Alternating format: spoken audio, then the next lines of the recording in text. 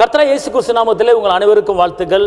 இந்த காலை வேளையில் ஒரு உயிருள்ள அற்புதமான ஒரு வார்த்தை, தானியேல் 10:19, பயப்படாதே, உனக்கு சமாதானம் உண்டாவதாக. சமாதான காரணர் இயேசுதானே, சர்வ வல்லவரும் இயேசுதானே, சமாதான காரணர் இயேசுதானே, சர்வ வல்லவரும் இயேசுதானே. இயேசு நீங்கள் இருக்கையில் நாங்கள் சோர்ந்து போவதில்லை. இயேசு நீங்கள் இருக்கையில் நாங்கள் சோர்ந்து போவதில்லை. நீங்கள் எல்லாமே பார்த்து கொள்வீங்க, நீங்கள் எல்லாமே பார்த்து கொள்வீங்க, நீங்கள் எல்லாமே பார்த்து கொள்வீங்க, நீங்கள் எல்லாமே பார்த்து கொள்வீங்க. இன்னைக்கு அவர் சொல்கிறாரு, பயப்படாதே, உனக்கு சமாதானம் உண்டாவதாக, உனக்கு சமாதானம் உண்டாவதாக. அதனால் இன்றைக்கி எந்த காரியத்தை குறித்து நீங்கள் பயந்துக்கிட்டு இருந்தீங்களோ கர்த்தர் சொல்கிறாரு, உங்களுக்கு சமாதானம்.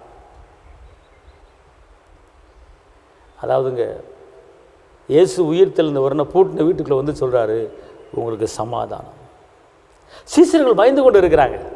ஐயோ, நம்மளை யார் பிடிச்சி போயிட்டு போகிறாங்களோ, இயேசு அடிச்சு நம்மளை அடிச்சுட்டு போகிறாங்களோ அப்படின்னு ஒரு வீட்டுக்குள்ளே பூட்டிக்கிட்டு, கதவை பூட்டிக்கிட்டு உள்ளே பயந்துக்கிட்டு இருக்காங்க. அங்கே வந்து நிற்கிறார் ஏசப்பா, பயப்படாதீங்க, உங்களுக்கு சமாதானம் என்று சொன்னார். அதே போல் இன்றைக்கி உங்கள் வீட்டுக்குள்ளே பலவித காரியத்தை குறித்து பயந்துக்கிட்டு இருக்கீங்களா? இன்றைக்கி உங்கள் வீட்டை பூட்டிக்கிட்டு பலவித நேரத்தை கொண்டு பயந்துக்கிட்டு இருக்கீங்களா? இன்றைக்கி உங்கள் வீட்டை பூட்டிக்கிட்டு ஒருவேளை கடனை குறித்து பயந்துக்கிட்டு இருக்கீங்களா? உங்கள் வீட்டை பூட்டிக்கிட்டு ஒருவேளை எதிராளிக்கு பயந்துக்கிட்டு இருக்கீங்களா? இன்றைக்கி ஏசப்போ உங்கள் வீட்டுக்குள்ளே வந்து நின்று சொல்கிறாரு, மகனே மகளே, பயப்படாதே, உங்களுக்கு சமாதானம். அன்றைக்கி சீசர்களுக்கு சொன்ன வார்த்தை இந்த கால வேளையில் ஏசப்பா உங்களுக்கு சொல்கிறார். அவர் பூட்டின வீட்டுக்குள்ளே வந்து நின்று சொன்னார். இன்றைக்கி ஒருவேளை கதவை பூட்டிக்கிட்டு வீட்டுக்குள்ளே படுக்கையிலே இருந்து இந்த வார்த்தையை கேட்கலாம். இன்றைக்கி ஏசப்பா சொல்கிறாரு, பயப்படாதீங்க, உங்களுக்கு சமாதானம். பயப்படாதீங்க, உங்களுக்கு நிம்மதி. பயப்படாதீங்க, உங்களுக்கு வெற்றி. பயப்படாதீங்க, உங்களுக்கு விடுதலை. பயப்படாதீங்க, இன்றைக்கி உங்களுக்கு ஜெயம். பயப்படாதீங்க, நீங்கள் எதிர்பார்த்து கொண்டு இருக்கிற காரியம் இன்றைக்கி உங்களை தேடி வரப்போது.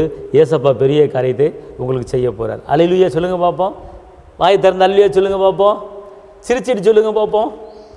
முகம் ஆடலாம் சொல்லாதீங்க சகோதரா சகோதரிகளே, உற்சாகமாக சொல்லுங்கள். கர்த்தருக்குள்ளே எப்பொழுதும் சந்தோஷம் வருங்க. நீங்கள் கவலைப்பட்டு என்ன ஆக போகுது?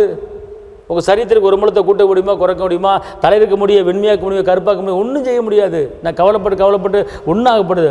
மன துக்கத்தினால ஆவி முறிஞ்சு போயிடும். அதனால் எவ்வளோ கவலைப்படுறீங்களோ அந்தளவுக்கு உள்ளான உறுப்புகள் பழுதடையும். இன்றைக்கி சரீரத்தில் ஏன் கிட்னி, ஏன் இருதயம் ஏன் அப்படி பழுதடையுது அப்படின்னு கேட்டால் அதிகமான கவலைப்படுறதுனால தான். வேதம் சொல்லுகிறது, மன துக்கத்தினால ஆவி முறிஞ்சு போயிடும். அதனால் துக்கப்படாதீங்க, கவலைப்படாதீங்க. நம்மளை அழைச்சவர் நம்மோடு இருக்கிறார். அல்லேலூயா. பயப்படாதீங்க, சந்தோஷம் பாருங்க. உன்னை அழைத்தவரோ கைவிடவே மாட்டா. அதனால் உங்களை அழைச்சவர் கைவிட மாட்டார். சந்தோஷமாக இருங்க, உற்சாகமாக இருங்க. உங்களுக்கு நான் ஜெபிக்கிறேன். தகப்பனே இயேசுப்பா, நன்றியோடு துதிக்கிறேன், ஸ்தோத்திரிக்கிறேன். இந்த வேலையில் இந்த வார்த்தையை கேட்டு கொண்டு இருக்கிற ஒவ்வொரு தேவ பிள்ளைகள் மேலேயும் உங்களுடைய கிருபை கடந்து வரட்டும், உங்களுடைய பலன் கடந்து வரட்டும், உங்களுடைய வல்லமை கடந்து வரட்டும், உங்களுடைய அற்புதம் கடந்து வரட்டும், அதிசயம் கடந்து வரட்டும், கிருபை கடந்து வரட்டும். ஆண்டவரே, குடும்பத்தில் ஒவ்வொரு குடும்பத்திலும் தேவ கிருபை தேவசாமனை கடந்து வரட்டும்.